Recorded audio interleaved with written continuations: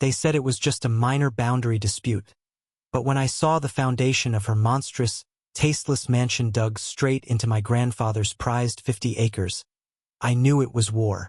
How could someone just do that, pouring concrete over the ancient oak line we'd always respected? And then Brenda, the Baroness, the self-appointed queen of the High Oaks Homeowners Association, had the absolute audacity to send me a certified letter stating my property was violating her aesthetic standards. My land. Was she insane? The smell of freshly turned earth mixed with the sharp, synthetic tang of new concrete, a scent that now haunts my nightmares, was the first punch. I stood there, staring at the sheer, blinding whiteness of her half-finished stucco palace, the sun glinting off its ridiculous turret, and a slow, cold dread started to churn in my stomach. This wasn't just a mistake. This was a calculated, hostile invasion. "You are trespassing, Brenda," I told her lawyer, my voice barely a tremor despite the volcano erupting inside my chest. He just smirked, adjusting his painfully expensive tie. "Ms. Sterling has a duly executed survey, Mr. Hayes. Perhaps your family's antique charts are simply outdated." Outdated? My grandfather's deed was gospel. The next few months were a blur of legal bills, tense homeowners association meetings that felt more like medieval trials, and the constant, grating sound of construction machinery tearing through the silence I'd always cherished. Every time I drove up my own driveway, I'd see Brenda, sipping something bubbly on her temporary balcony, watching me with that icy, superior gaze. The sheer arrogance of the woman. Doesn't she understand property rights? One afternoon, I caught her crew chopping down the century-old hickory tree that marked the true boundary. I sprinted over, heart hammering against my ribs, shouting, "Stop! That's my tree. You're destroying protected property."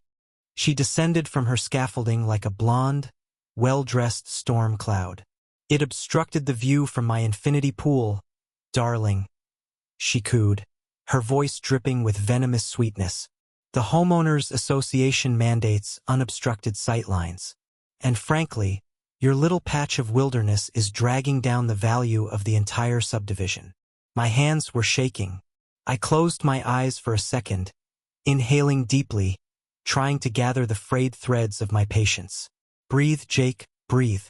But how can you breathe when someone is actively robbing you in broad daylight? I filed an emergency injunction, but she fought every single motion, delaying, obfuscating, bleeding my bank account dry. Then came the real twist. One rain-slicked Tuesday night, after I'd posted a new, court-ordered no trespassing sign clearly defining the original boundary line, they came for me. They weren't legal thugs. They were the hired muscle. 3 large shadows detached themselves from the darkness near Brenda's ostentatious security gates.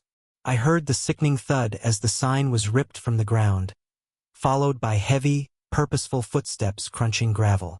"Stay off the property, pal," a low voice grunted. Before I could even raise my phone, a blinding light, a sharp, searing pain across my temple, and the metallic, coppery taste of blood filled my mouth. Everything went black. When I woke up, the sterile smell of the emergency room, a sharp, unwelcome contrast to the pine and earth I missed, hit me first. A concussion, a broken arm, and a burning, righteous fury I'd never known before. Brenda had crossed the line. This wasn't just a land grab. This was assault. Didn't she think there would be consequences? Lying there, hooked up to an 4, staring at the cracked ceiling tile, I made a silent vow. She wouldn't just lose the land. She would lose everything. That physical assault was the catalyst. My lawyer, a brilliant, battle-hardened woman named Rachel, looked at the police report, the medical records, and the evidence of the destroyed sign, and her eyes narrowed into lethal slits. "Jake," she said, her voice quiet but firm, "this changes everything. This isn't just about the trespass anymore. This is criminal.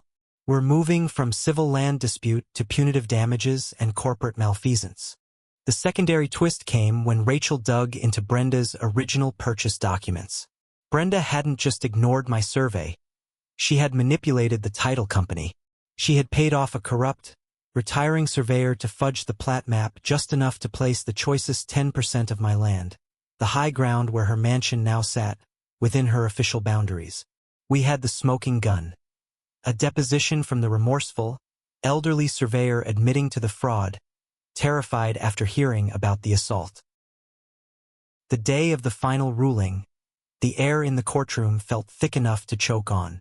Brenda sat there, perfectly coiffed, radiating expensive entitlement, occasionally sighing dramatically, as if she were the victim. I felt a nervous twitch in my broken arm, a phantom pain. Could justice really prevail against this level of entitlement? The judge, a stern woman who clearly disliked theatrics, began to speak, her voice a low, steady drone. She dismissed Brenda's countersuit immediately. Then came the judgment on my claim. Miss Sterling, the judge stated, leaning forward, your actions constitute malicious and willful disregard for property law, civil assault, and, by clear evidence, criminal conspiracy to defraud. Brenda's face, for the first time, cracked, the veneer of composure melting into panic. Then the hammer fell. Due to the egregious nature of the fraud and the physical violence, the court awarded me not just the value of my original 50 acres, but devastating punitive damages. Since Brenda had leveraged the entire estate, including the house, as collateral to secure the fraudulent title, the only way to satisfy the judgment was forfeiture. Mr. Hayes is awarded title to the entire High Oaks property, the judge concluded, her voice ringing with finality, including the structure built upon the illegally obtained land. Brenda let out a strangled, guttural sound, a truly cinematic shriek that echoed off the high ceiling. What? You can't. That's my house. My mansion. But the judge was already banging the gavel. Court adjourned. Stepping out into the crisp afternoon air, the weight of the last year finally lifted. Brenda, now screaming at her bewildered lawyer, had built her empire on theft and violence, and that foundation, literally and figuratively, had just collapsed. As for me, the quiet guy who just wanted to keep his granddad's land, now owned the ugliest, tackiest, most aggressively Karen mansion in the county, sitting squarely on my rightful territory. The poetic justice of it all felt like a deep, satisfying draft of ice-cold water on a desert day. Never forget this. When people build their happiness on deceit and cruelty, karma doesn't just knock. It forecloses. I looked up at the sky, a genuine, relieved laugh finally escaping my lips. What a sweet victory. What am I going to do with that awful turret?